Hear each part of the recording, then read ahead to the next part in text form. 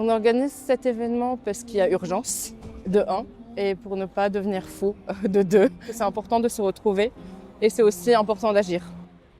Alors que la guerre fait rage au Liban, la diaspora multiplie les initiatives avec un seul objectif, lever des fonds pour venir en aide à la population sous les bombes israéliennes.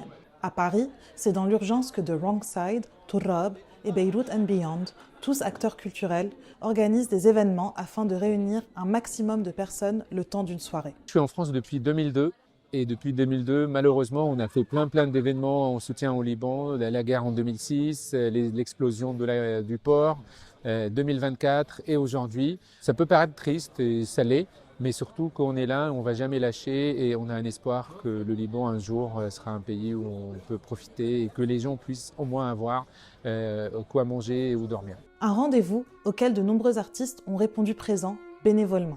Le line-up de jeudi soir a notamment été organisé en collaboration avec l'artiste franco-libanais Bachar Mar Khalife. J'aimerais quand même aider à ma manière, avec ce que je sais faire. Pour la diaspora, qui doit jongler entre deux réalités, au Liban et à l'étranger, ces moments de partage et de solidarité permettent de se sentir utile tout en se retrouvant avec d'autres Libanais confrontés à la même détresse quotidienne à travers les écrans. Je pense qu'on a appris depuis 2023 à dissocier. C'est dur de vivre cette distorsion entre ce qui se passe là-bas, ce qu'on voit défiler à longueur de journée et puis nos vies qui doivent continuer comme si de rien n'était ici. J'ai toujours dans l'arrière de mes pensées ma famille, mes amis, mes proches qui vivent dans une peur qui n'est pas humaine. Les deux initiatives organisées par le trio ont déjà permis de lever 10 000 € à destination de Nation Station, Beit Am et du Secours populaire libanais. Face aux besoins grandissants au Liban, d'autres événements culturels de levée de fonds ont déjà été annoncés pour les prochaines semaines afin de pouvoir subvenir aux besoins des populations déplacées et des plus démunis.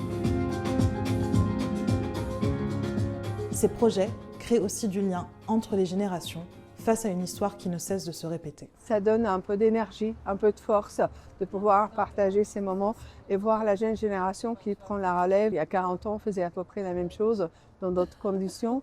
Et voilà, malheureusement, la situation continue à être pénible et c'est la répétition sans fin. Mais espérons qu'un jour, on arrive un peu à vivre en paix dans cette région.